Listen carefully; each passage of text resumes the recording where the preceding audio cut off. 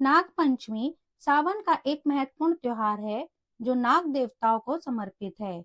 इस दिन अनंत, वासुकी, पद्म, महापद्म, तक्षक, कुलिक, करकट और शंख यानी कुल 8 नागों की पूजा का विशेष महत्व बताया गया है।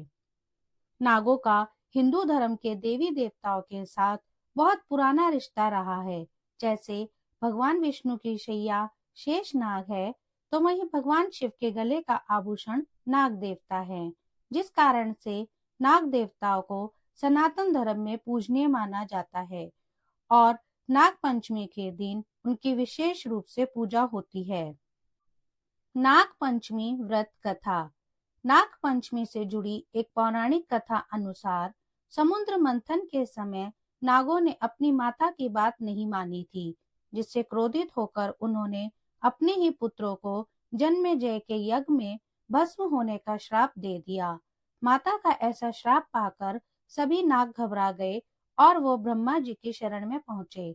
तब ब्रह्मा जी ने कहा कि अब नाग वंश में महात्मा जरत्कारु के पुत्र आस्तिक मुनि ही तुम्हारी रक्षा करेंगे। कहते हैं ब्रह्मा जी ने इस उपाय को पंचमी तिथि के दिन ही बताया था। कहते हैं इसके बाद जब राजा जनमेजय ने नागों को भस्म करने के लिए नाग यज्ञ शुरू किया और वे आहुति के लिए मंत्रोच्चार करने लगे, तो वैसे ही नाग जलने लगे। कहते हैं तब आस्तिक मुनि ने उन नागों के ऊपर दूध डाला, जिससे उन्हें जलन से शांति मिली। कहते हैं आस्तिक मुनि ने सावन शुक्ल पंचमी के दिन ही नागों को बचाया था, इसलिए ही हर साल इस विधि पर नाग पंचमी मनाई जाती है और नागों का दूध से अभिषेक किया जाता है।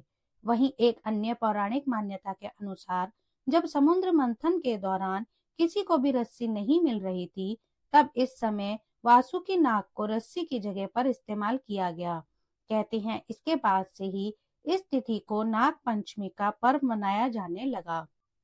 वहीं इस पर्व से जुड़ी तीसरी पौराणिक कथा के अनुसार श्रावण शुक्ल पक्ष की पंचमी को ही भगवान श्री कृष्ण ने वृंदावन के लोगों की नागों से रक्षा की थी।